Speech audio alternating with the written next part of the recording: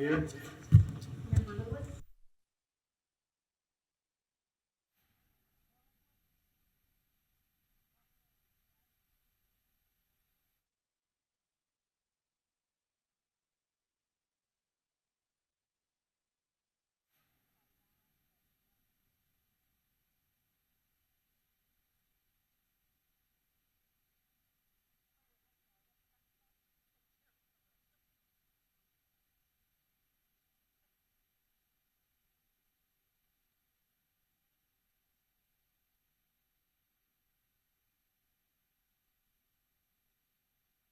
Comments on the adoption? Hearing none, are there any public comments on the adoption of the consent agenda? Adam, do we have any comments from the World Wide Web? Trying to understand. Hold on. Adam, can you hear us? Actually, I do have a comment on the consent agenda. Okay, Adam, we do have a person, a public commenter in the auditorium, so Mr. Scott, if you would go ahead, please.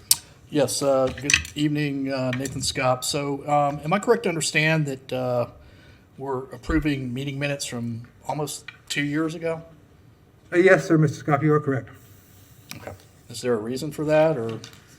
During the COVID times, as it mentions in the minutes here, some of the meetings were overlooked at that time, and we're addressing that oversight now. All right, thank you.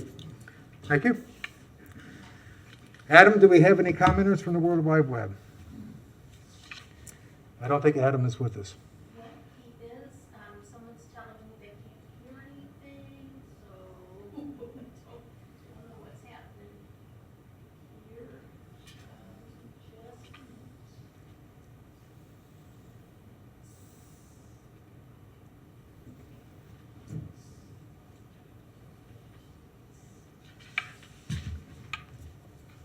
Just can you hear me now? Anyone in Cyberland? Apparently they cannot.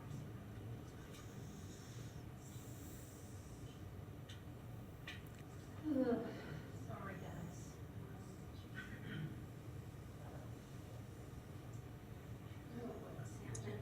Oh, what's happening? Okay, can you hear me now? Let's see that. Robin, it's like an echo chamber. Okay. Oh, that. Sorry.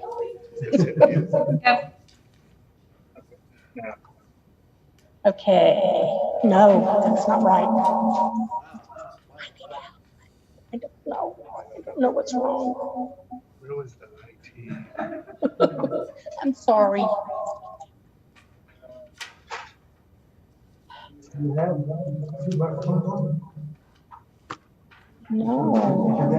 Let's recess until we,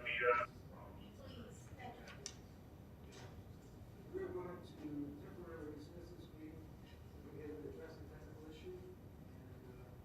And as soon as we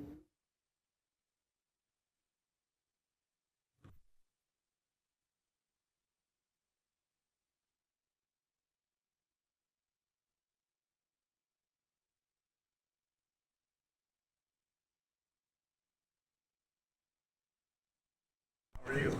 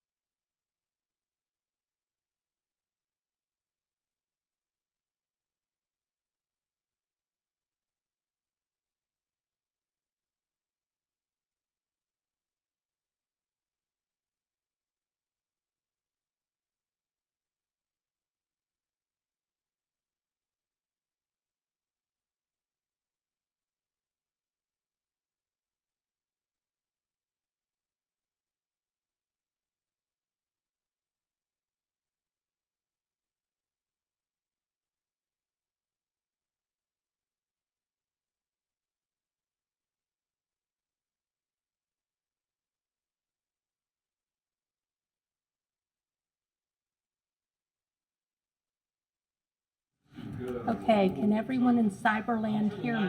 Give you a thumbs up through the window. Right there. Make sure we're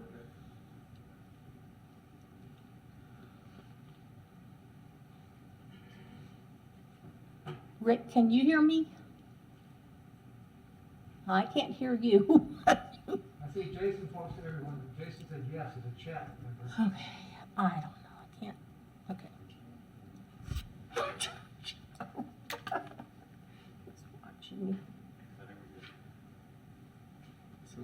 But now I can't hear any of them. Yeah. I can hear you, Lisa. Ah, yay. Everybody seems to be coming in clear, full bars on my end. I can hear you, Rick and Lisa. All right, I But- think we are back in order here. So we have gone through the call to order. We have completed the roll call. We are now in the adoption of the consent agenda. We have had a motion and a second. There were no board member comments, and we had one public comment from inside the room. Adam, do we have any comments from the World Wide Web on the consent agenda?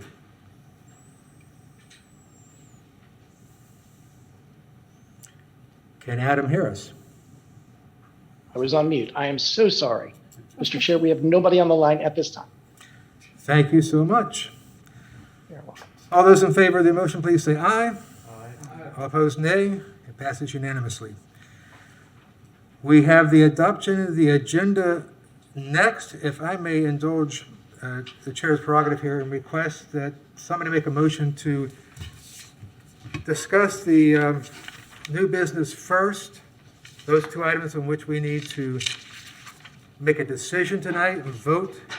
I have another commitment, so if we could get those out of the way, and if I need to, I can leave before we do the State of Utility Report, which is not a voting matter.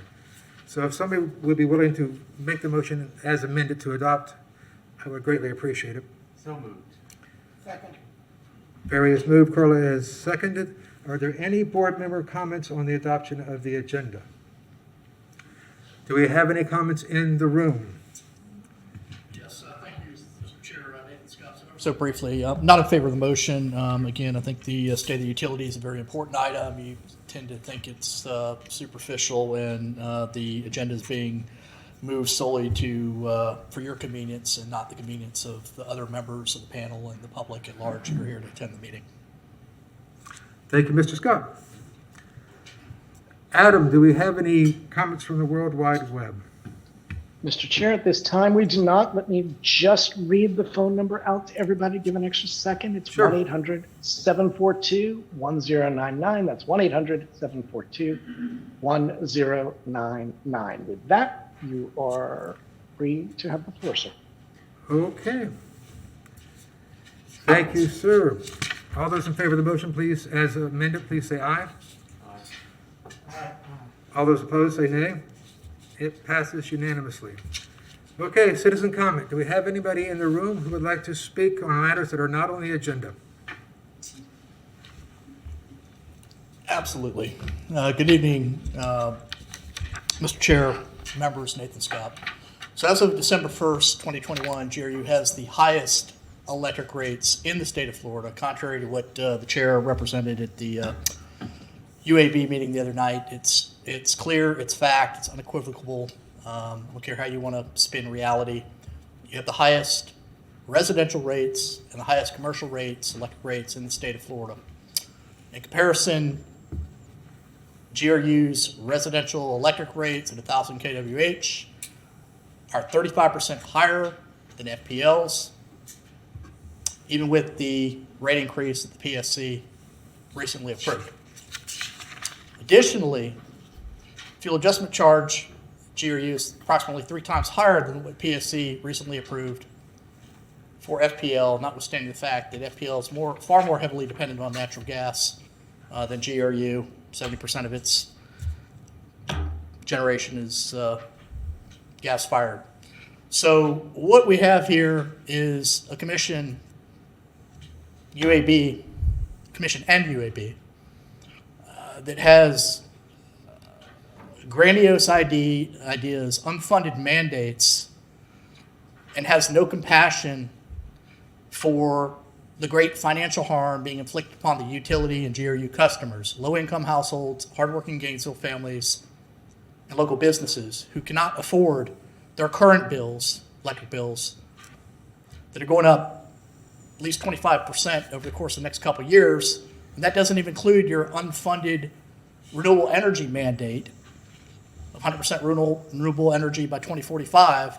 The GRU projects will cost $6.55 billion in debt, or take GRU's debt to that level, and likely quadruple existing rates. So if you can't afford rates now and they're unaffordable, and Commissioner Ward tells us, oh, when he's mayor, elect him as mayor because he's deeply progressive. When he's mayor, he's going to magically make that unfunded mandate affordable. I'd really like to know how that's going to happen, Mr. Chair, because the bottom line is you guys are destroying the utility. You're focused on things that aren't important and not focused on reality. And you know, the notion of basket of services, however y'all want to go change the narrative, it's one excuse after another. People are not buying the excuses anymore. They don't buy your nonsense because people can't afford their bills, but you guys don't care. You're like, oh, fine, we'll just be puppets to the city commission. I can see you're intently timing me to the second, Mr. Chair. That's great. As a former state utility regulator, it's obvious you're not even looking at me. You're looking at your phone to the second and not listening to prudent advice that I've been saying for 10 years. That's how arrogant you are. It's just unacceptable. And so y'all can make all the excuses you Thank want you, to live Mr. in Scott. We fantasy appreciate your land, time. Thank you so but much. the reality Your is 3 minutes are the up. Thank you, facts. Mr. Scott. Thank you. I appreciate your phone. Thank For you. a second. Do we have any other comments, public comments for items not on the agenda in the room? Nope. Adam, do we have any comments not on the agenda from the World Wide Web? We just had a caller call in. I'm going to go to her directly and without screening, so bear with us. Okay, thank you. You're welcome, sir. Nancy Darren, we've not screened you. Are you here for general public comment?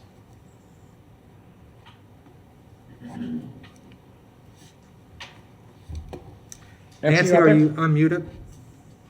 She is unmuted.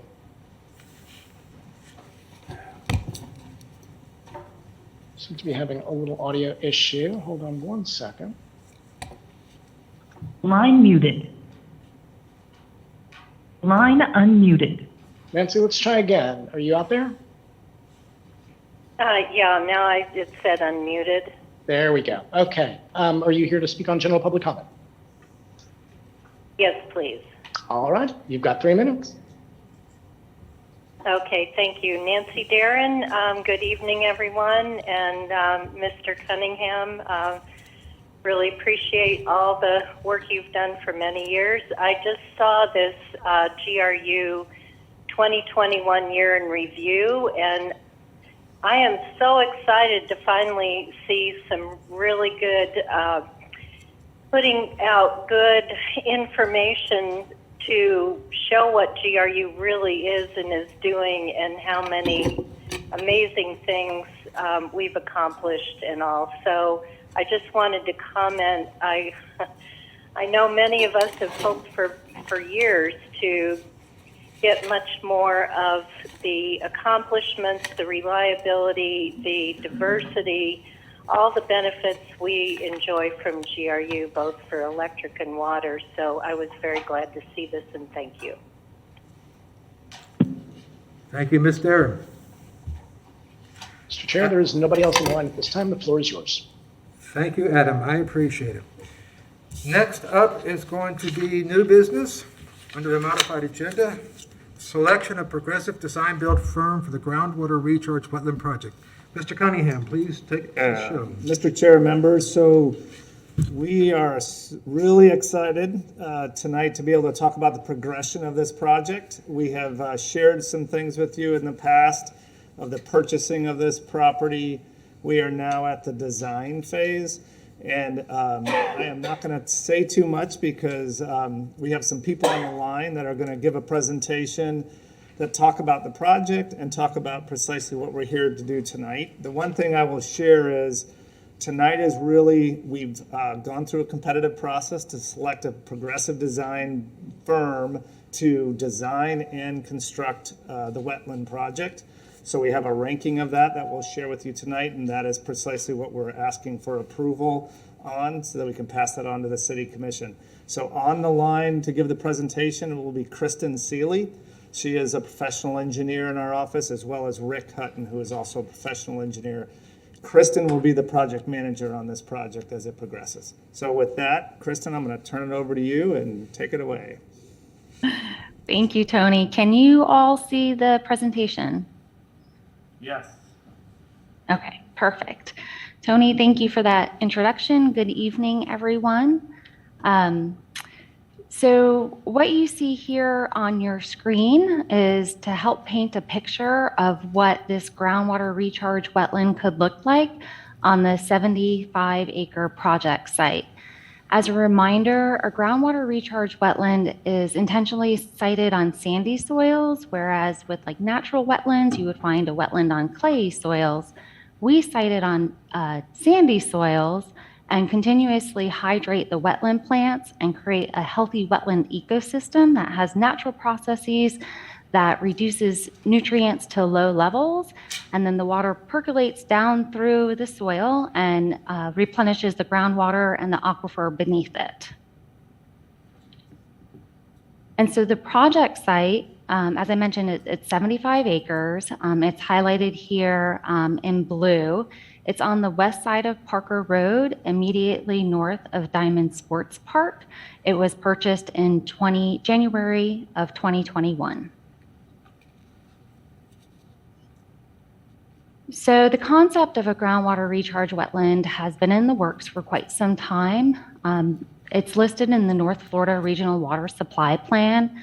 The water supply plan was developed by the Florida Department of Environmental Protection, along with Sewanee and St. John River Water Management Districts, in collaboration with multiple stakeholders, so local governments, utilities, agriculture, other water using sectors, and environmental groups. And so everyone came together, they projected out water supply needs for the 20-year horizon and developed strategies and projects to meet these water supply needs while being protective of natural water resources. Stemming from the water supply plan was a regulatory requirement for local communities to develop a 10-year work plan.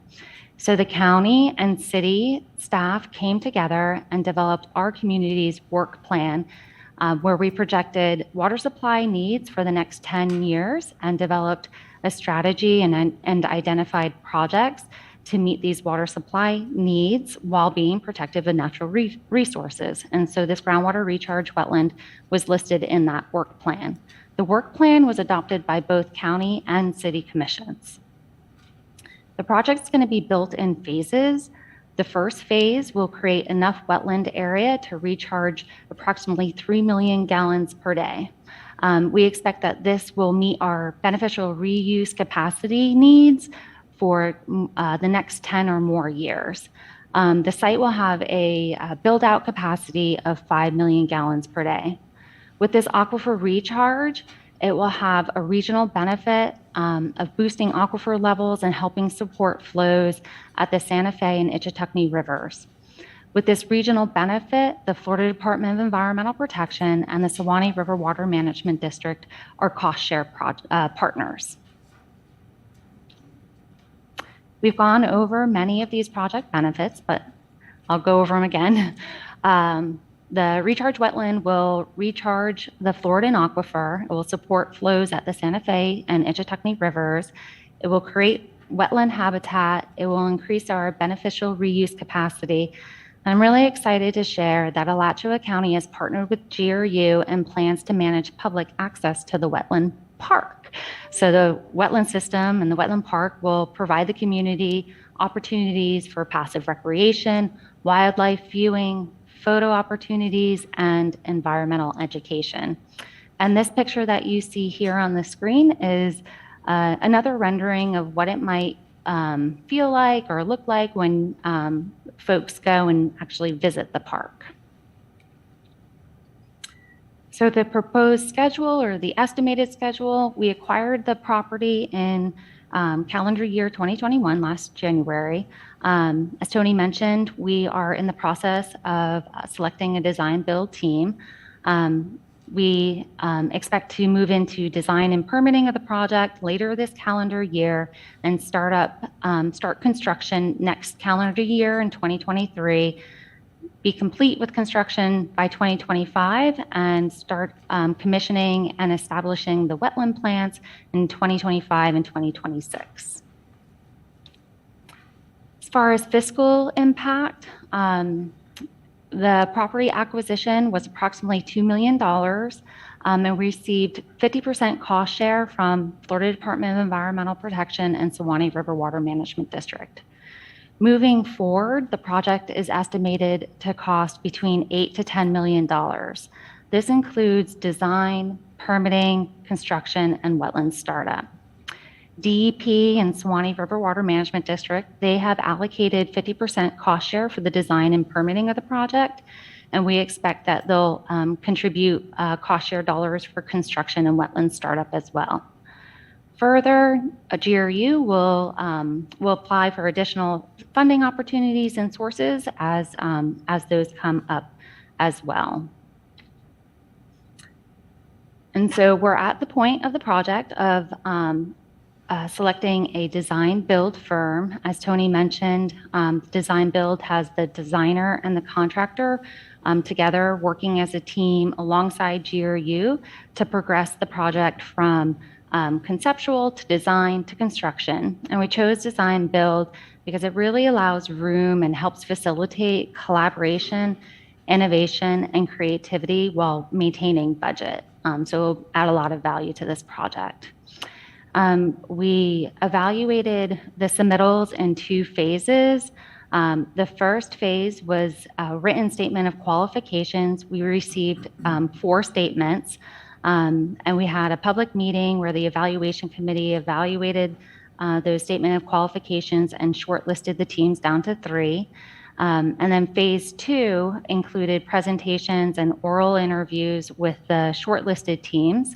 And then we held a public meeting where the evaluation committee ranked the 3 shortlisted firms.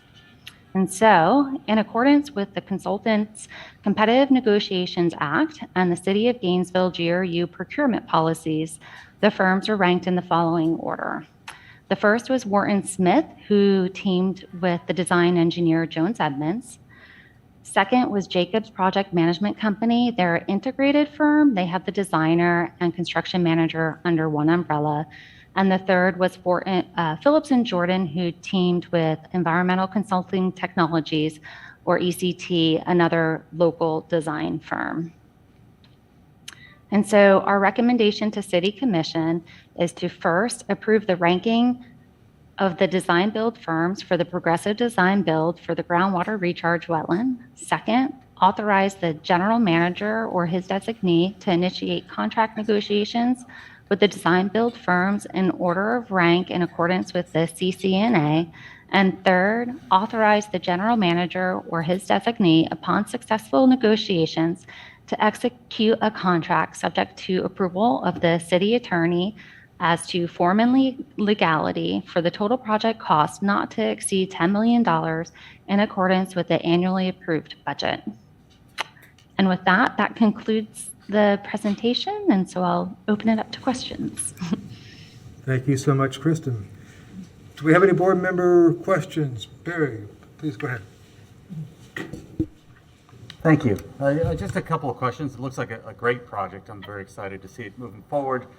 Was there anything in particular that made the one team stand out?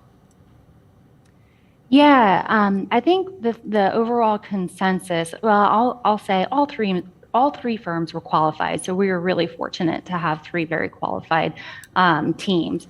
But the approach of the Wharton Smith team really stood out to the evaluation committee, and we feel like that they really utilize progressive design build, where you have the designer and the contractor at the table together, and they proposed a phased approach where we'll construct, one portion of the wetland and learn as we go. We have several of these systems already operating our system for more than, close to 15 years now. So we already know a lot about the systems, but every time you go to a new site, you learn something new.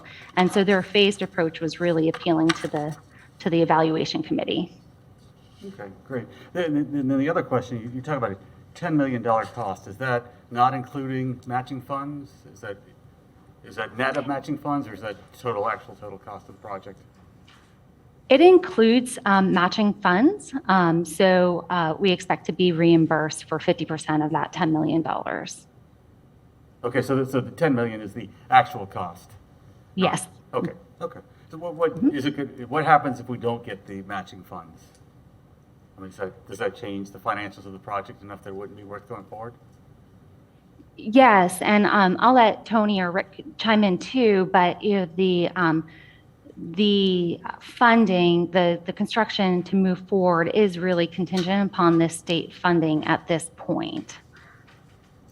Yes, so I'll jump in as well. So a couple of things, just repeating a little bit of what Kristen shared.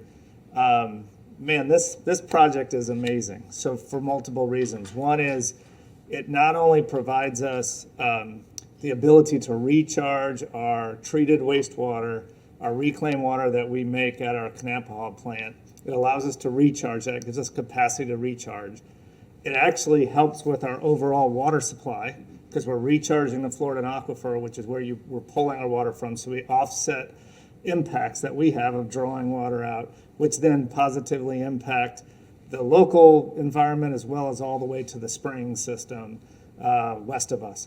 And so really exciting from that standpoint, so that the investment you're making is paying returns in multiple places, on your water supply side, on your water reclamation side.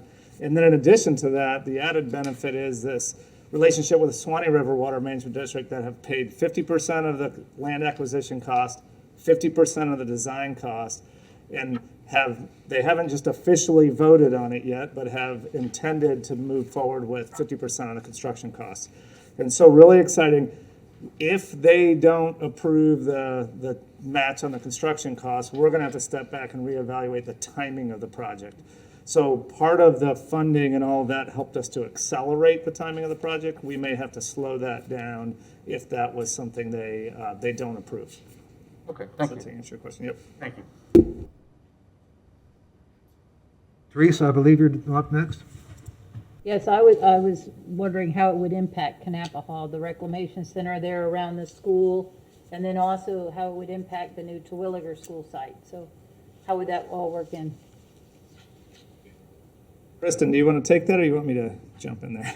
Yeah, so, well, as far as, I just want to make sure I understand the question. So are you asking the first part, how it will impact our Knappahall Water Reclamation Facility? Correct, because it's wrapped around Knappahall Middle School and goes right through the land there. So how would that? For the Knappahall Reclamation Facility, will increase our beneficial reuse capacity.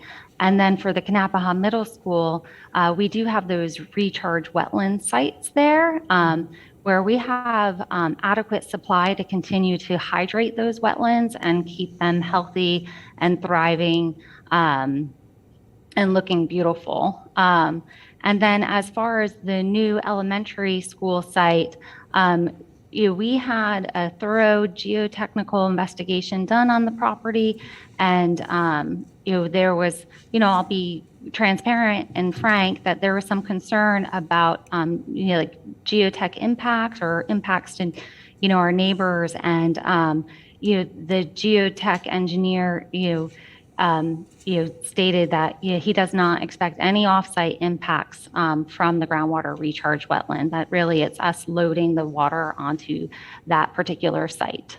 So, and I would say, so the short answer of what Kristen just said is from a Knappahall middle school standpoint, there's no change. That'll continue to operate as it operates. For the new school on Parker Road, this is just across the street from that school and does not have any impact.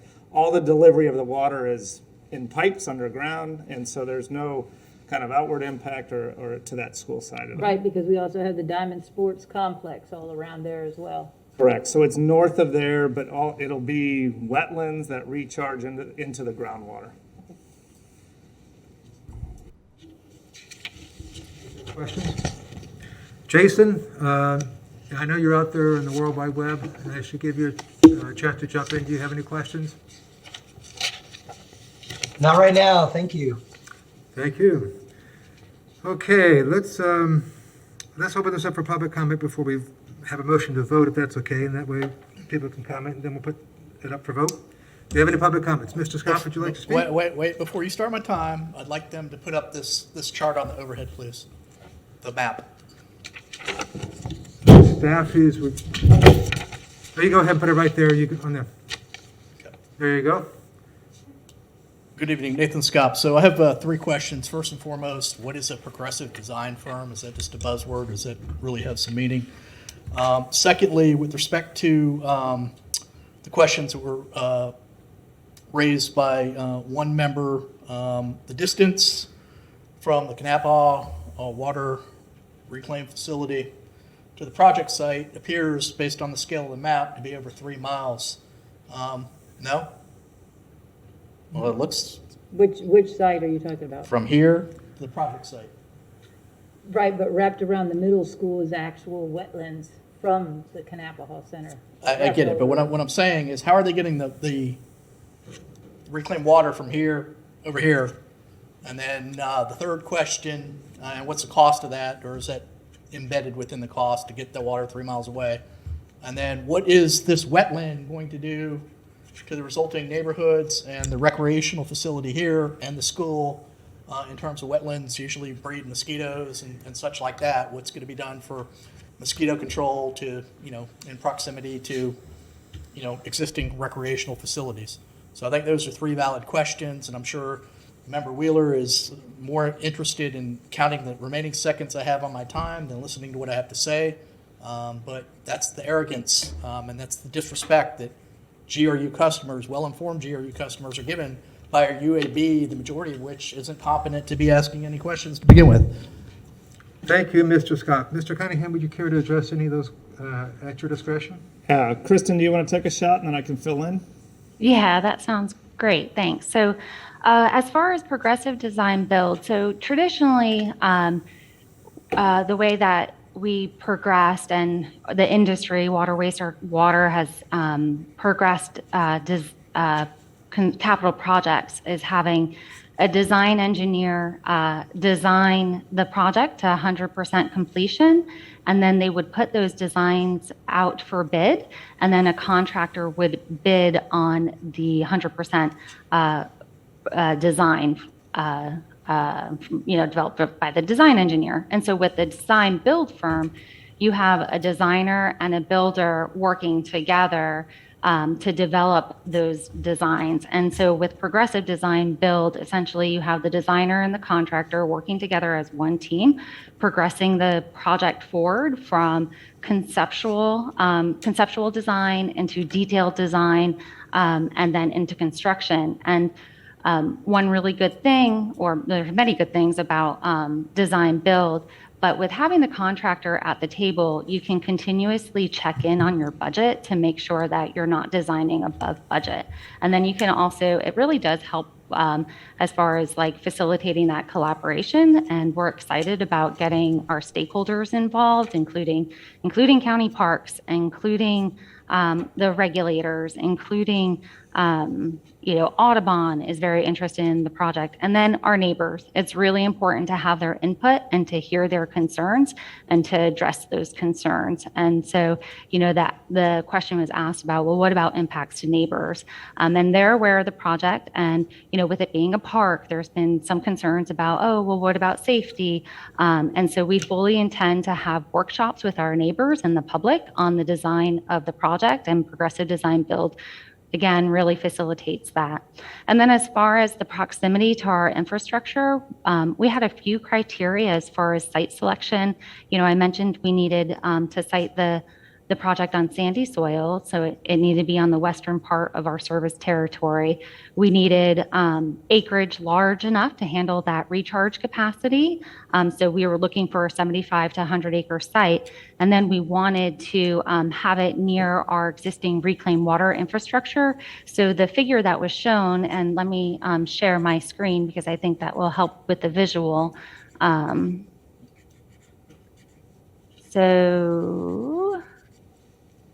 Okay, for the site. So we, the purple areas that you see on the screen, that's where we deliver reclaimed water. And the dark purple lines, that's our piping infrastructure. And we actually have a really large pipe that goes out to the Oakmont subdivision.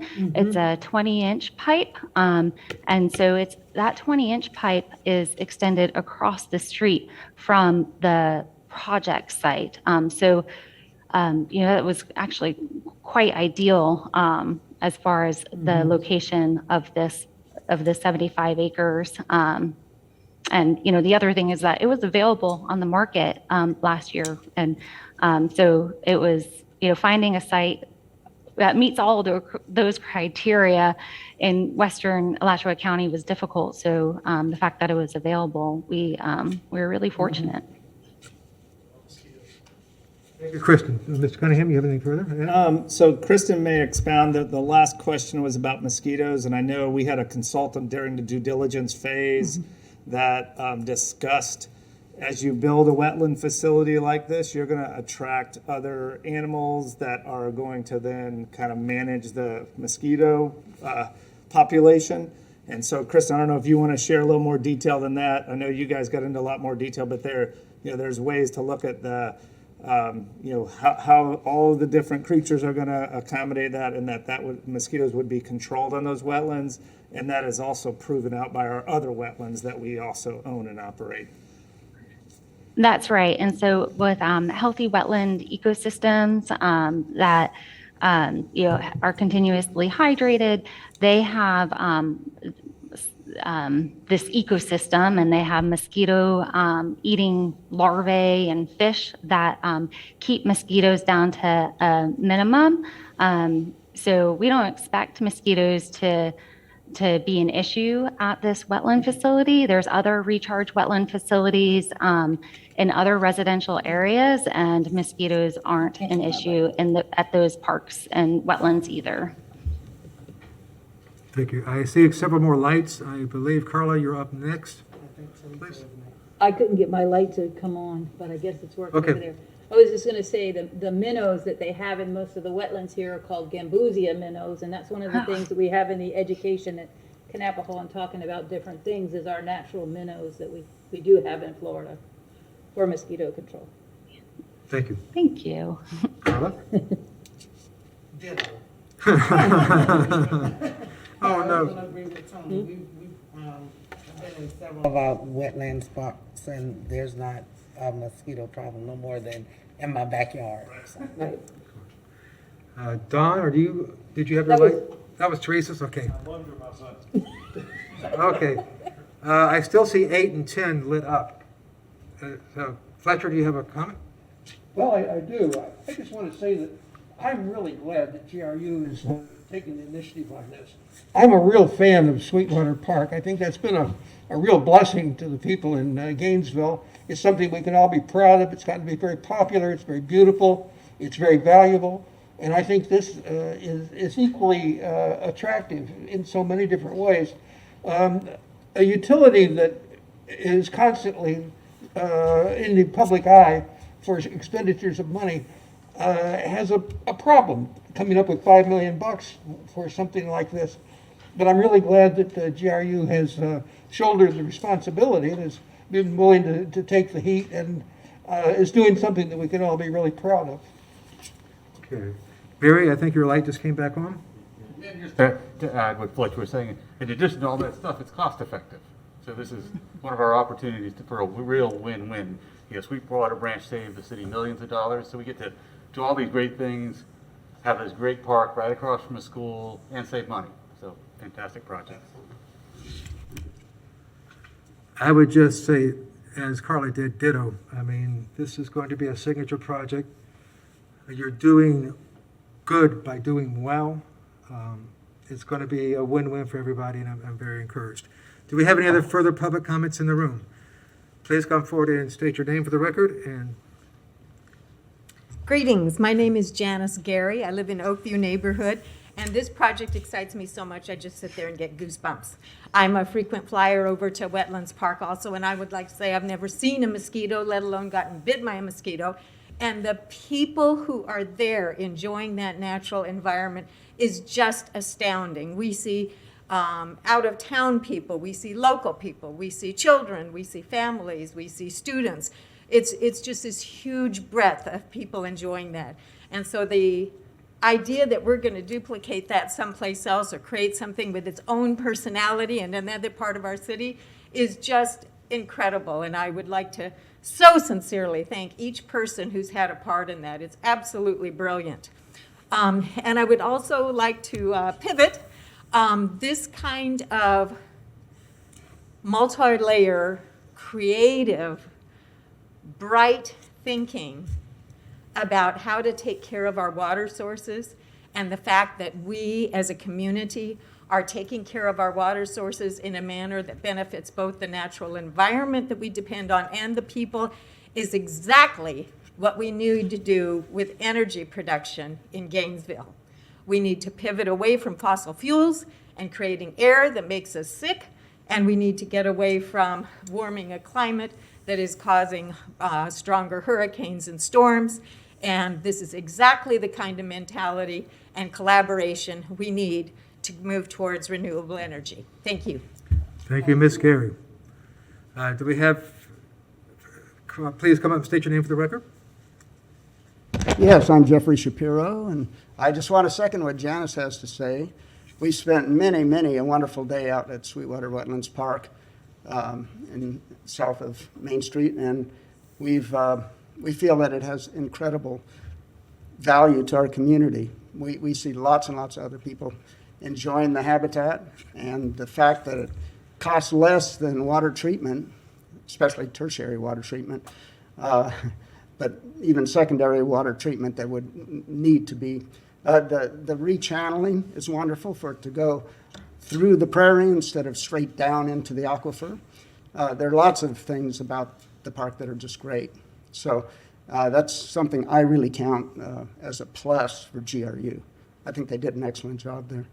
And I second what she had to say about energy too, energy production, and the elimination of fossil fuels as quickly as possible. Thank you. Thank you, Mr. Shapiro. Do we have anybody else in the room who would like to speak? Adam, do we have anybody in the World Wide Web who would like to speak to this matter? Mr. Chair, there is nobody on the line at this time. Thank you so much. I just saw a light.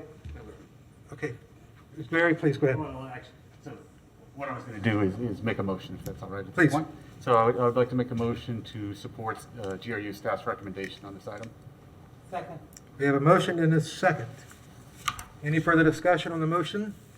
All those in favor, please indicate by saying aye. Aye. All those opposed say nay. It passes unanimously. Thank you, staff. Mr. Cunningham. Can I, so we are going to, just since this is my first meeting with you all, I just want to let you know, so we're going to then take that recommendation and the motion, we'll put it on the city commission agenda item so that when we go to the city commission next week. So when you all make a motion, if there's any additional information you want us to have, do it in the motion, and then we'll make sure that goes to the city commission as well. Thank you. Okay, moving on to item 210903, Solar Photovoltaic Amendment 1 Milestone Extension. Mr. Cunningham? Yeah, Mr. Chair, members, so Chuck Height is going to do a short, brief little presentation on this, verbal discussion, and then let you all consider it. Thanks, Chuck. Good evening, I'm Chuck Hyde. I'm the project manager with GRU's Energy Supply Group. And basically, we're here tonight to, with a contract extension. Robin, I don't know if you can hear me, but we've lost sound. You can't hear me? Is that better?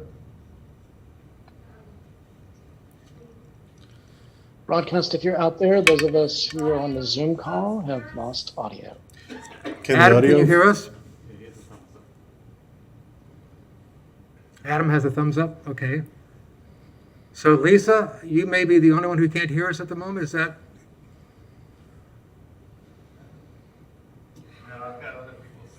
Broadcast, we see your mic is off. We can't hear you either. I don't know if that's a, Or your mute is off, I should say. something from broadcast.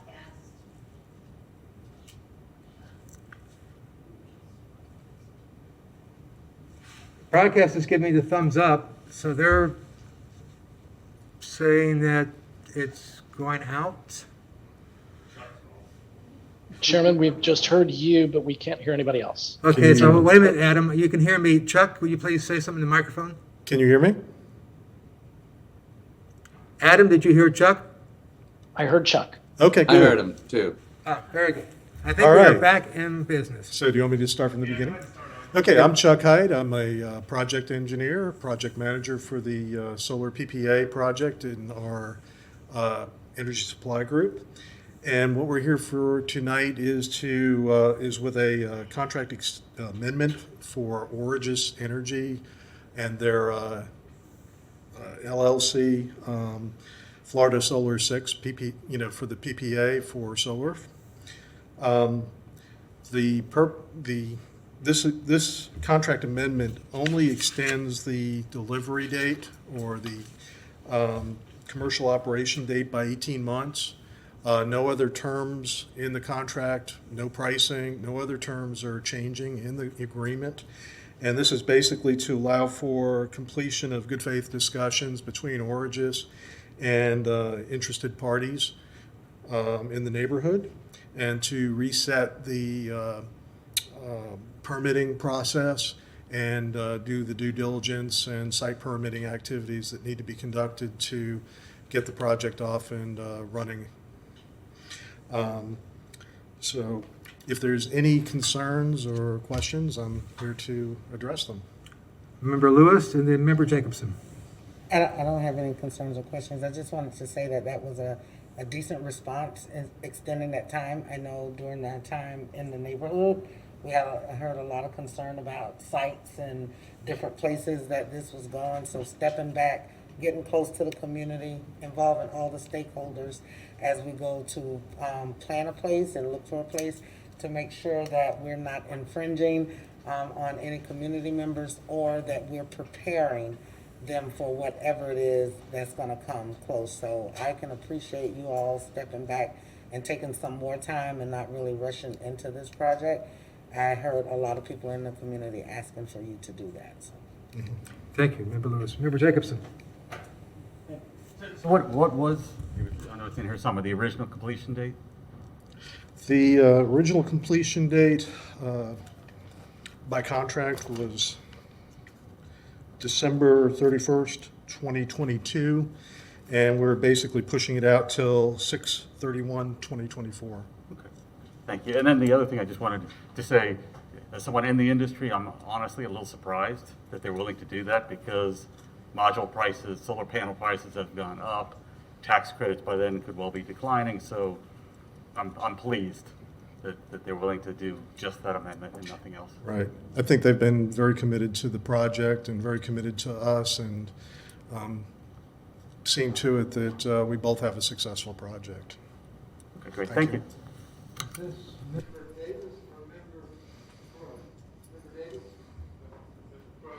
Push the button, but I haven't yet. That's a hard at the phone. Just 2 points.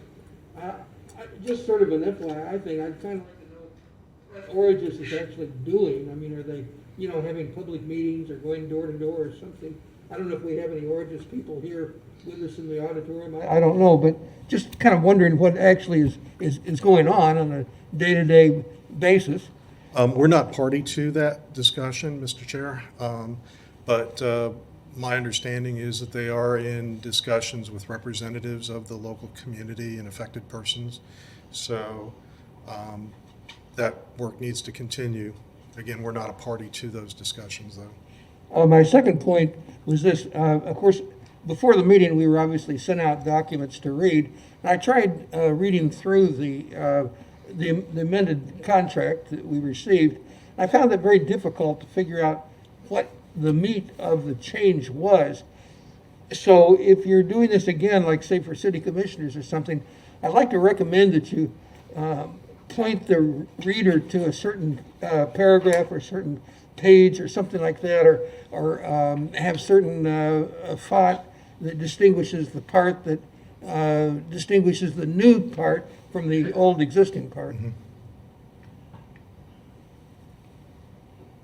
Yeah, that's a great idea. We will do that, Mr. Chair. Thanks. Member Davis. Well, I have a thought that it's really not Orgis that has created the conflict out in Orchard. It starts with GRU having selected the delivery point. And we have not understood very well, the public hasn't, how that selection came about and why that's critical. And so I have not heard that discussed in any detail on this board, and I haven't heard it in public, and I see letters to that effect all the time that tell me that people think that Orgis is out there just picking Archer, when in fact GRU picks Archer. And so I think it would be a good idea for GRU to somehow have some PR campaign in advance of Orgis trying to select a new location that says we want them to come to this delivery point, which is that substation on Parker Road. And here's why we need them to come there. Tell us why. I think I know, but the public certainly doesn't know.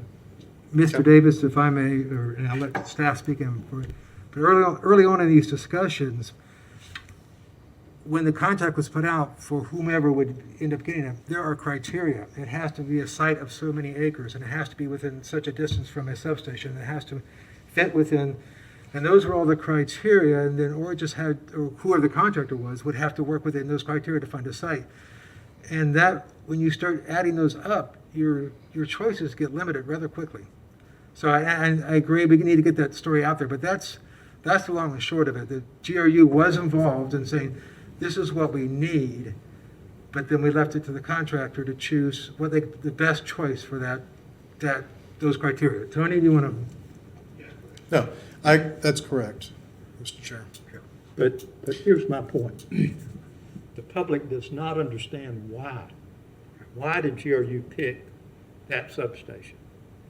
I think it would help the public to buy into this project if they could understand why you picked that particular point for the delivery of the product. Okay.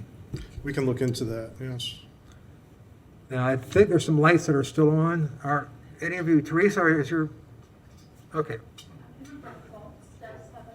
Okay, Jason, please, go ahead. Yeah, thank you.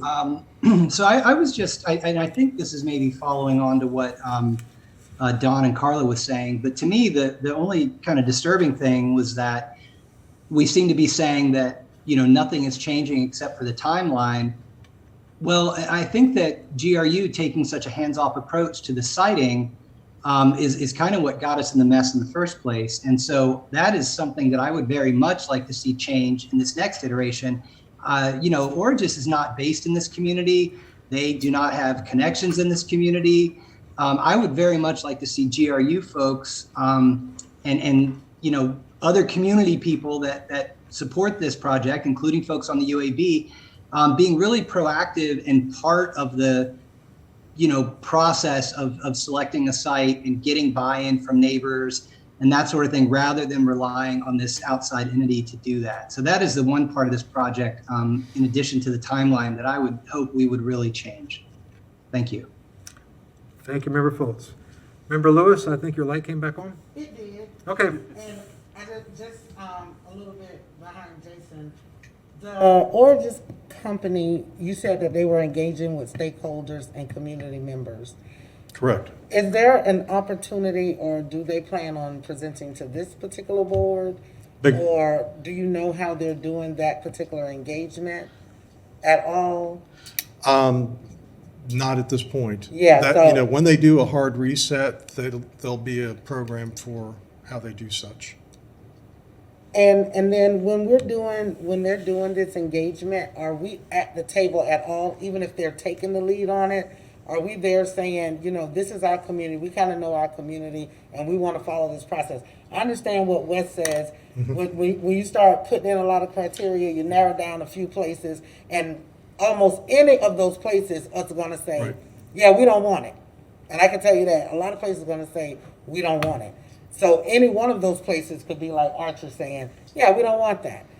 But how we engage our community and how we're meeting our stakeholders and how we're doing compromise over takeovers, you know, maybe it is that we do some community engagement and maybe they scale back the project or scale it down some.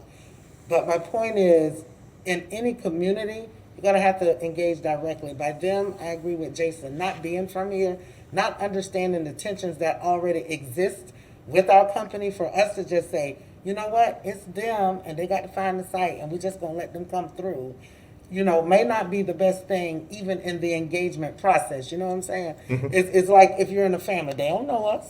You know what I'm saying? That type of, so one of my suggestions would be for GRU to work with them in doing the engagement in the community so that they can follow and they can add another layer of accountability for justice and other things that these community members are asking about. And I don't think we should have a message of, you know, well, we're going to pick a site, and sometimes engagement means we're just going to go tell them about the project and then we're going to choose to do it anyway. And that's not engagement. To me, engagement means we're going to sit, we're going to have some robust conversations, and we're going to figure out a way that we can possibly develop where it's not problematic for everybody, if that means we got to give up a little something. And so I would like to see and follow and know some of these engagement plans that this Origins have to make sure that they're really engaging our community in a way that their voices matter and they're not just checking off a box because they now have to go and talk to the community. We went through that with Gainesville Rise, where they were like going to present us something and check a box, and they were going to go do it anyway, you know, and that's not what we want to see, especially with something as long-term as solar farms and when we're dealing with environmental justice and property rights. Thank you, Member Lewis. Member Jacobson. I support what Jason and Carla are saying, you know, in a way, but I don't think it would be feasible to put it into the contract, to put us or the city or GRU into that process. Now, I think hopefully they've learned their lesson and they would look to the GRU, the city, and the UAB to help with the community engagement. I think it would just be very problematic because they have to go out there and find the land. So if we got in the middle of it and said, well, we're going to pick the land and do the community engagement, and they haven't locked in that land's going to get really expensive. Yeah, so they need to go out there, and again, they have very few choices, and find the land. And I'd be very surprised if they made the same mistake again. They sure better have learned their lesson this time. But I would be happy to see us be involved in the engagement, because I think they handled it so badly last time. I mean, the reality is these solar farms are quiet and all these things, and it just wasn't done well. It felt very thrust upon people, so I would hope that they would learn and that we would have that opportunity. But trying to get it into a contract would be problematic. Yeah, I'm sorry. I wasn't suggesting that they put anything in the contract. I was just suggesting that going forward, GRU participate in that engagement process with them so that they don't make the same mistake and not just sit back and say, well, we're going to let them crash and burn, child. If they go to another community and they try it the same way and they get tore up, then, oh, well, that's not if you want the end result to be a solar farm. So you're going to have to do some give and take, and I think GRU needs to follow that process a lot closer. Not that before we do we're getting ready to do the motion, but the amendment is not, and I'm not suggesting changing the contract, just that they engage the community and that GRU participate in that engagement. Okay, and I guess I was responding more to what Jason was saying, not just extending the contract, but doing something in addition. If I could follow, I think what I'm hearing is that this board would like to be involved in community outreach as Origis goes forward. Not necessarily in choosing a site per se, but when we get into discussions with the community members, GRU staff, GRU board members, UAB board members should be involved in these public meetings should be in before any hard and fast decisions are made, as if possible, that we could at least know what's going on and be able to speak to the issues and speak to the people in the community and be able to answer questions. Maybe get involved in the workshops themselves, like Member Lewis has been doing with the GRU in the neighborhood. Somehow, if we could get involved a little earlier in the process in working with the community. I think that's what I'm hearing. Okay. Do we have any other board member questions? Teresa, your light's still on. Or somebody's light's still on. Okay. I'm going to open it up for public comment now then. Do we have anybody in the room who would like to speak to the motion? Yes, good evening, Nathan Scott. I didn't intend to speak on this particular agenda item. However, I feel compelled to correct the misinformation, false statements, and mistaken beliefs that have been made by some of the UAB members. As you're aware, I was pro bono counsel for the affected African-American property owners in Archer.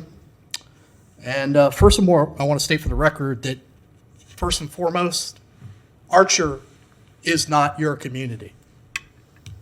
It's a rural, historic, African-American community, and they don't need Gainesville, with all due respect, telling them what they should think, how they should live their lives, and what's best for them.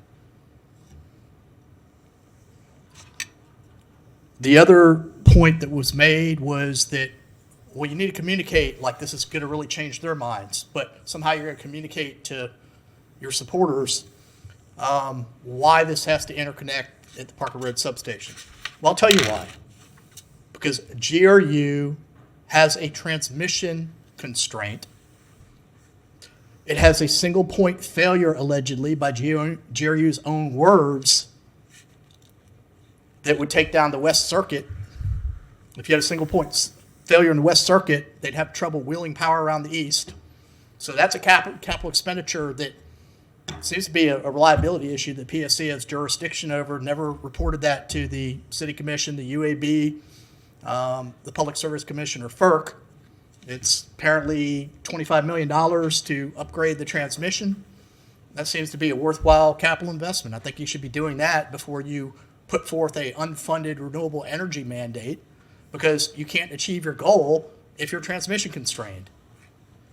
That's the lunacy of the UAB, is you guys aren't asking the right questions. You just have perceptions.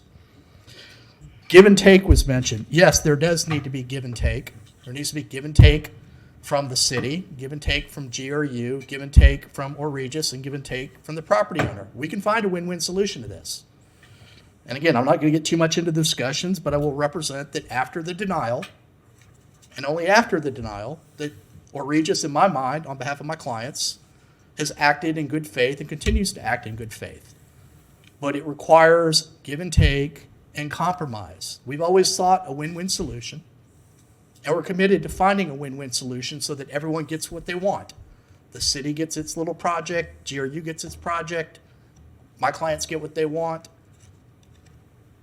Regis gets what they want, landowner gets what they want, everyone wins, but that requires compromise. So when I'm told that, statements that are being made of Archer, we need to reach the community. Archer's not your community. Thank you, Mr. Scott. We appreciate your time. Do we have any other further public comments in the room? Ms. Gary, please. Janice Gary, every single person in this community, every single person and living entity on this planet will benefit when we stop creating energy through fossil fuels. But I completely agree. If we go into a community and tell them why they're wrong and we're right, we're going to fail just as hard as we did the first time.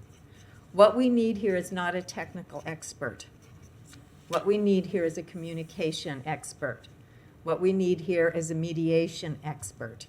And what we need here is a genuine, good faith effort to understand the concerns of this community and work with them towards a solution that will benefit them as well as every other person. but this really needs to be, we have talented people in GRU, we have talented people in the city, we have talented people in this community, and they can all be involved or contribute to communicating and understanding this very special population that has historic reasons for not being trustful. So I would like to emphasize that it's the communication, not the technical aspects of this project that we need to address. Thank you so much for your work on this. Thank you, Ms. Carey. Do we have any other public comment in the room on this agenda item? Adam, do we have any public comment from the World Wide Web? We do, Mr. Chair. The first in the queue is Armando Grundy Gomez. Armando, you have 3 minutes.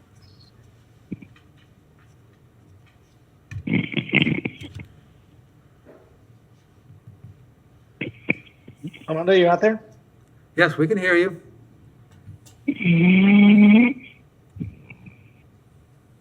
Go ahead. Armando, we hear you humming, I think.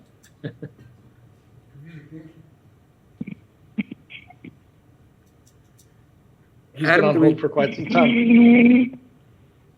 He's been on hold for quite some time. I'm wondering if he's just not paying attention to the fact that he's being called upon. Let's try one more time. Armando, are you out there?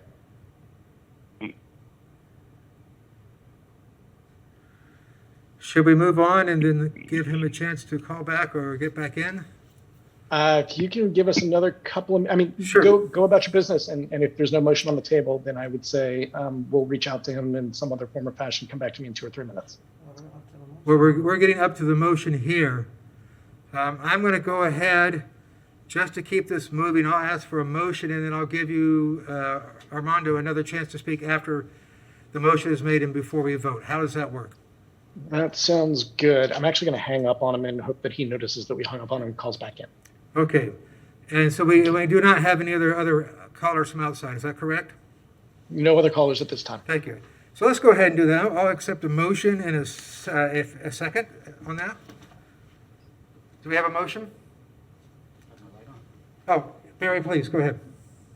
I'd like to make a motion that we support staff's recommendation for the 18-month extension. And to Tony's point, that we appreciate that Regis is sticking by the terms of the contract, in light of the market pressures and tax benefits changing. The UAB would welcome the opportunity to be involved in community outreach moving forward with this project. Okay. So I think what you just did there was you read the motion as staff recommended, then you added a little bit of extra context for Tony to forward on to the city commission. Yes. Very good. Is there a second to Barry's motion? Second. Carla Lewis has seconded it. Okay, before we vote, I'm going to give Adam another chance to see if he can get Armando online. Alrighty, let's give this one more shot, Mr. Chair. Okay. Armando, are you out there?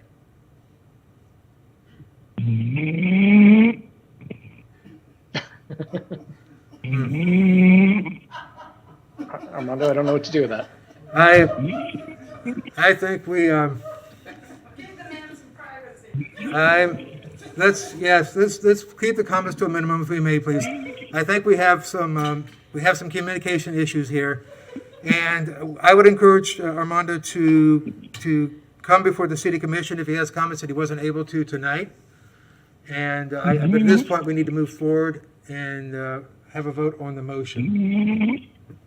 Is that, and Adam, if you could communicate that to him, that we will encourage him to speak before the city commission if he's unable to do so before the UAB tonight. Yeah, there's something wrong with his phone. I think he's trying to ask if Thank you, Adam. hear him. Thank you. Okay, all those in favor, please say something. We have a motion and a second. Fletcher, you have a question? Discussion on the motion? We have some We've been discussing, but yes, you go ahead if you'd like some more discussion. Go ahead. I'd just like to go on the record, have the record show that the UAB had a presentation from GRU regarding the capacity of the lines that Go around the city, showing that some lines, if they were overused, would get too hot and couldn't be used, and other lines, of course, had higher capacity and wouldn't have that problem. So if we hear someone say that we haven't had that information, I just want the record to show that we definitely have. Thank you. I appreciate that, Mr. Crowe. All those in favor of the motion, please state, or if there's any further board comments on the motion? All those in Jason, I should give you a shot. Yeah, I mean, I'll, obviously I'm not voting on this. I would like, I would have liked a little bit stronger language in the motion about the communication piece of things, more than just, the UAB being involved. But hopefully that sentiment, which has been expressed by numerous folks on the UAB tonight, can be passed on to the commission along with our recommendation. Thank you. Thank you for the comment. If just so you know that Mr. Cunningham and Robin were both here writing that down, and we'll be forwarding that on. Okay, the number 10's been on all this time, so I figure the light's just stuck. Okay, all those in favor, please signify by saying aye. Aye. Aye. All those opposed, please say by saying nay. Passes unanimously. Thank you so much. We are back to the state of the utility reports. I need to run. I'm actually going to be late for another obligation. So if I may, I'd like to turn the gavel over to Barry, and then you can run the meeting from there. Can I just add something real quick? Sure. I am like 1 week out from COVID, and staying masked this long has been a bit much. So I made it through the vote, and I am going to follow up with the state of the utility and read that. I'll be following on, but I got to take this mask off because I. Thank you. And since Carla took that prerogative, I will also, in the state of utility report, there is under energy production a note that GRU staff stayed up late night on a freezing night on January 30th at the recycling at the Gainesville Regional, thank you, Deer Haven Renewable. They had a malfunction. They stayed up all night long to get the unit back up and running. I just want to commend GRU staff for going above and beyond. I know that they were out there, that the linemen were out there on those cold nights. And even though I can't stick around for the report, I just want to say thank you. Thank you, Barry. Over. Control the light. That kind of power. All right. So moving back to old business. Can we have the state of the utility? Yeah, so Mr. Chair, the state of the utility, I'll just have a few quick comments, and then if you guys have any questions. So good news is in January, we had no accidents or injuries at the utility.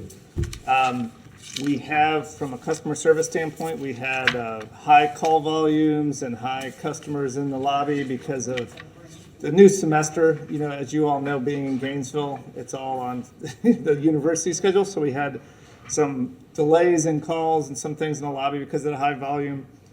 From an operational standpoint, we kind of talked about the wetland. The big thing in the water wastewater system was going through the selection process for the wetlands. So we're excited to move forward. In the energy side, the Origis contract, which you guys have noted tonight, came up. And then we had a planned outage at DHR. We brought DHR back online during the cold weather, and we're going to go back into outage to do a few final repairs there. We completed a planned outage at the SEC, and then this coming month we have a planned outage at Deer Haven too. Those are really the high-level kind of ops report. We do have a couple of our folks on the line if you guys have detailed questions on the rest of the report. So that is really it. Great, thank you. Any members have any comments, questions on the state of the utility report? Any comments, questions in the room? Mr. Chair, Mr. Jason Foltz has his hand up. Oh, okay. Go ahead, Jason. Thanks. I just had one question. Comparing last month's report to this month's report, it seems like we lost the page that had the megawatt hours produced by fuel type and cost by fuel type.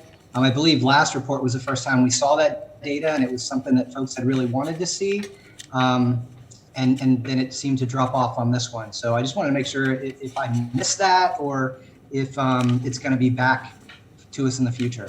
And I'm referring to, if you look at the last report, I'm referring to page ES5, which I didn't see duplicated in this report. Thank you. Mr. Chair, I'm going to have Robin Baxley actually answer that question. Robin, do you mind? The timing of the meeting, we did not have those figures ready yet. And so we will include them in the next report along with the next month as best we can. Sometimes it's really difficult to coordinate the report with the meeting because it takes a little time into the new month to get the information together. And I'll follow up too, Mr. Chair. So couple of things going forward. This might be true for March. I'm going to try to make it true for March. If not, it'll definitely be in April.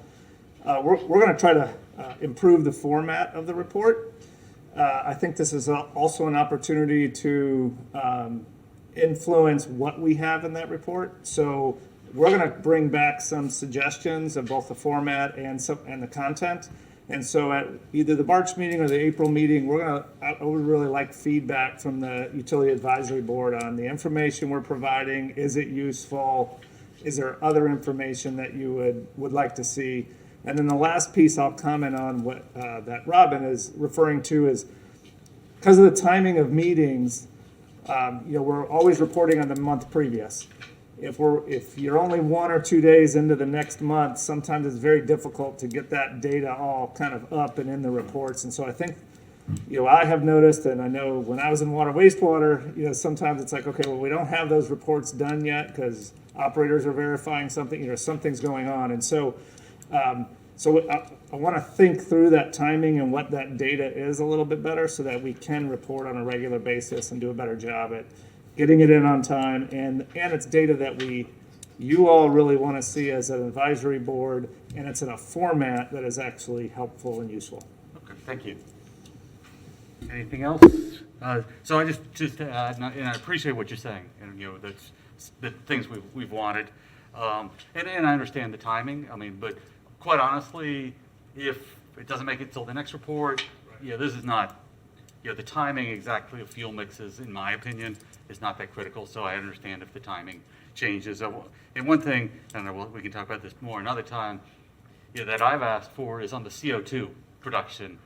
As someone very interested in climate change, if you look, it shows, Deerhaven Renewable is producing all the CO2, looking much worse than some of the other plants, is something that would holistically capture a metric. We'll have to think about exactly what that would look like, that would capture the full life cycle impact of methane from natural gas and the benefits of Deerhaven 2. And it's something that will be meaningful to the public. Yes, Mr. Chair, I appreciate that, and I think I'm thinking of this as an iterative process. So to me, with the Utility Advisory Board, part of your role is to advise us on how best to present and show information. And so I think if we show you a couple of ways and there's some differences that you all want to see, let's do a back and forth and get to something that's useful for all of us. Great. So, I'm going to take a first shot at it of kind of cleaning it up, making it look a little cleaner and maybe a little bit different information in different format with the intent of receiving feedback. So I don't think that's the final product. And so at one of the next 2 meetings, we'll have that back and forth and be able to revise it, and then it's dynamic from there too. We can always improve it. Great, thank you so much. Anyone in the room? Any comments? Anyone for? Mr. Chair? Oh, yes. Well, first of all, I want to say thanks for taking the initiative to try to improve the report. I think it's very valuable, and it can even be a lot more valuable. Speaking just for myself, my own reading of the report for the last couple of years, I would say what I look for is comparison, like a year-over-year comparison or comparison with other utilities or comparison against engineering baselines, things like that, rather than just raw numbers that just appear out of the blue from somewhere. It's very difficult for me to interpret the value of just a blue number of 48.2 or something. I don't know what it means. But in some places in the current report, there are comparative figures. For example, against other municipal utilities in Florida, for example, or against, there's an Energy Information Administration standard, for example, in one place. All of that kind of comparative information is very valuable. And certainly if you compare this year, this month, current month, against the year previous, or against the 5 years previous to that, that is what, for me, is of great value. You know, are we getting better? Are we getting worse? Are we having, is our consumption of coal going down? Whatever it is, we need to know the comparative information. So thanks. Great, thank you. Anyone else? Anyone from the World Wide Web? Thank you, sir. There is still Armando Grundy Gomez hanging out, trying to get in. I'd like to go back to him if I could be so bold. And then we have one other caller. Okay. First up, Armando, are you out there?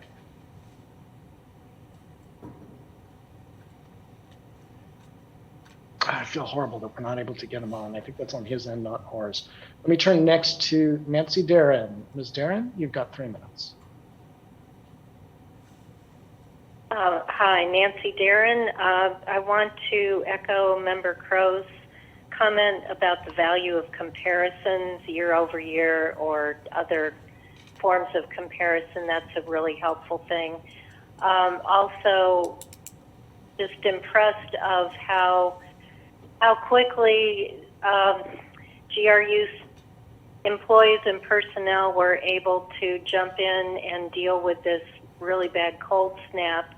And I saw also about the Deerhaven CT1 with the broken part, and then in this day of nothing available, how they dealt with that. And I just want to really acknowledge the dedication, the expertise, and that they are keeping those parts and they know how to fix them. A lot of people don't know how to do that anymore. So we're really fortunate to have the talent and the know-how that we do.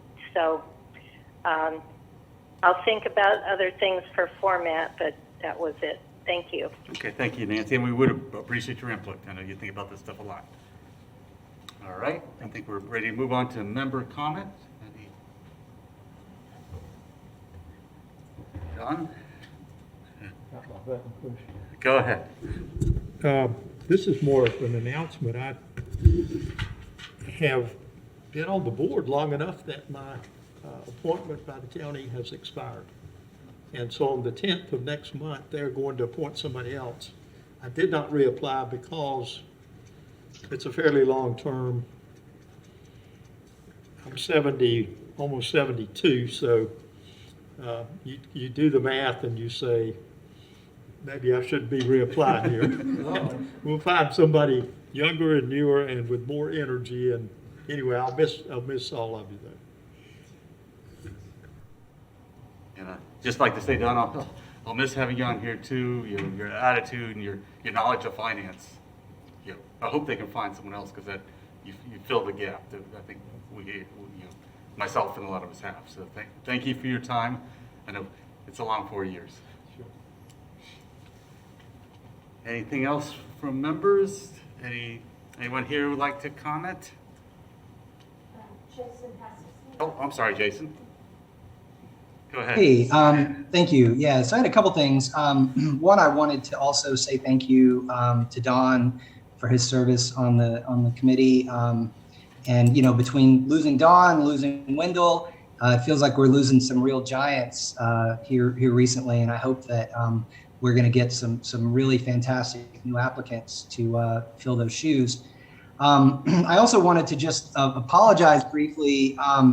My own attendance recently, as you all probably might remember, I volunteered to work the election on the 25th, and that conflicted with our meeting, so I had to miss the meeting. Within 48 hours of the election, I came down with COVID. And so I was quarantining, this past many days, and tried to get in on the meeting on Monday, but for the life of me could not get on via Zoom. I even went to the city's live stream page and multiple attempts to try and get on the meeting. So I am trying to go back and watch the meetings I missed, so I can kind of catch up to speed on things. I know the budget stuff is really important and I don't want to miss that. So I apologize for that. I'm currently home because now my partner has COVID. And so we're just trying to navigate this crazy world. And I'm hoping to be back in the presence of people again soon. And then lastly, I just wanted to ask a question, and I apologize if this has already been discussed, but I know in previous years it has been in the budget to send UAB members to the APPA conference, as myself and Fletcher went last year. And I know that it's coming up again in June. And so I just wanted to check in to see if that is in the budget this year. And if so, at what point we need to start talking about if folks are going to go and who's going to go. I'm hoping we'll have some new UAB members soon that might be good candidates to go to that, but I wanted to at least see if we had already started talking about it. All right, thank you, Jason. Tony, can you? Yeah, so Robin just shook her head when I asked, is that in the budget still? And so, yeah, there is a budget for that. So that's up to the board on who you'd want to have go attend. So when would we need to make that decision? I mean, would we have time to get the new board members in before that happens? Or? I will have to look and see what the schedule is. I haven't checked it out yet, but I will look and let you all know. And also how much budget we have for how many members could go? Two Okay. members. Okay. Yeah. Do we know where the conference is going to be this year? No, sir, I don't. When I get to work tomorrow, I will check that out and let you all know. It's in Nashville in June. Oh, there I you don't go. have the exact dates, but it's in Nashville in June. And I would imagine that the new members coming in would make it for the deadline, because it's usually like, for the early bird, it's usually like March or April, something like that. And I know that the commission is going to be looking at the applications for new members in the next couple of weeks. So when will they be voting on the new members? Because I know you told me one thing, and then I got an email that said something different. So. Oh, okay. Well, you should, if that came from the clerk's office, you should follow that advice. So. All right. Thank you, and Jason, and anyone else who hasn't seen the meeting that we had on ratings on Monday, the rating agencies, was surprisingly interesting. The most interesting discussion on ratings I've ever heard. Very valuable meeting. Yeah. I was. And Barry, if I could, I'm sorry, just one more thing on the APPA piece, if that's okay. Sure. One thing I think both Fletcher and I noticed at last year's conference is that GRU was much discussed, much mentioned at the conference, and very little presence of staff there, if any. And so I really hope I found it to be an incredibly valuable conference. I really hope that GRU will send some staff this year. And I hope that we can have, at least from my perspective, a more robust follow-up discussion this year than last year. It really felt like, I know, at least speaking for myself, I took copious notes. I had a tremendous amount that I wanted to share with folks from the utility, in addition to just my fellow UAB members, and it just didn't really feel like there was much of a space for that. So I hope that especially if we're going to invest the money of sending folks this year, I hope it will include GRU staff, and I hope there will be real follow-up. Thank you. All right, thank you. So is there anyone from the World Wide Web who wants to participate in citizen comment? Here for citizen comment also. Okay. So. Yeah, just a second, is there anyone from the World Wide Web? At this point in time, there is nobody on the line. All right, okay, go ahead, Mr. Scott. All right, may I please have the overhead before my time starts? And can we restart my time until we get the overhead? All right, thank you. I mean, this was already presented, but I'm going to speak to a more generic point. Had two members of the audience, one that's left, one that's here, and myself here tonight. We talked about the need that fossil fuels were evil. I actually took the quote down. It's something that I guess my phone died. Anyway, fossil fuels are evil, but we look at what's really going on with the generation mix. You're burning a lot of coal. You're burning a lot of natural gas. I'm sorry, Mr. Scott, can you tell me what page you're on? It's just a little hard. I think it's 12. I could be wrong. Maybe I'm wrong, but the pages aren't numbered well on the handouts. All right, got it. Yep, Thank yep. you. So we're not burning a whole lot of biomass. We're about budget year to date, but we're under. But you can see we're way over on coal, way over on natural gas. So all those folks that are here to talk about climate change and such like that, I mean, they're not paying attention to the details because GRU is doing what it needs to do to provide reliable service for its customers. But I mean, bottom line is, biomass may have a definition of being carbon neutral, but it emits more CO2 per tons of CO2 per megawatt hour than the coal plant did, and that's a fact. And that carbon just doesn't dissipate into thin air; it billows out of the stack and goes into the atmosphere. But it's carbon neutral. Also, too, we're extending Deerhaven CT1. We're looking at Deerhaven Unit 1, extending the life beyond December 2022. The biomass plant's limited right now to derated to 85 megawatts pending fixing some technical issues. So bottom line is GRU customers are paying a huge premium for fuel diversity, but we're not really capturing that. Again, GRU, I think, is doing the best it can, given the fact that it's has a lot of financial hardships, it's got rate challenges, and it's trying to make its assets live well beyond its useful life, which other utilities have done that for years, successfully extended an asset that has a useful life of 30 years out to 50, and it's all doable. But the demands that a certain group of city commission supporters are putting on this utility and the community as a whole are just untenable. They're certainly admirable. I mean, I've done more to advance renewable energy in the state of Florida as a state utility regulator than anyone on the city commission. I mean, net metering rule we enacted, best in the nation, check. I mean, draft RPS, check. Most aggressive energy efficiency conservation goals in Florida's history, check. So it's not like I don't support renewable energy, but I support doing it in a fiscally responsible manner. And this path that the city commission has embarked on and put GRU, it's not sustainable. We need to figure this out and pull the reins back a little bit. Thank you. Okay. Thank you, Mr. Scott. Anyone else wish to speak? All right. Thank you. I think we have reached the conclusion of the meeting, and I will gladly adjourn the meeting.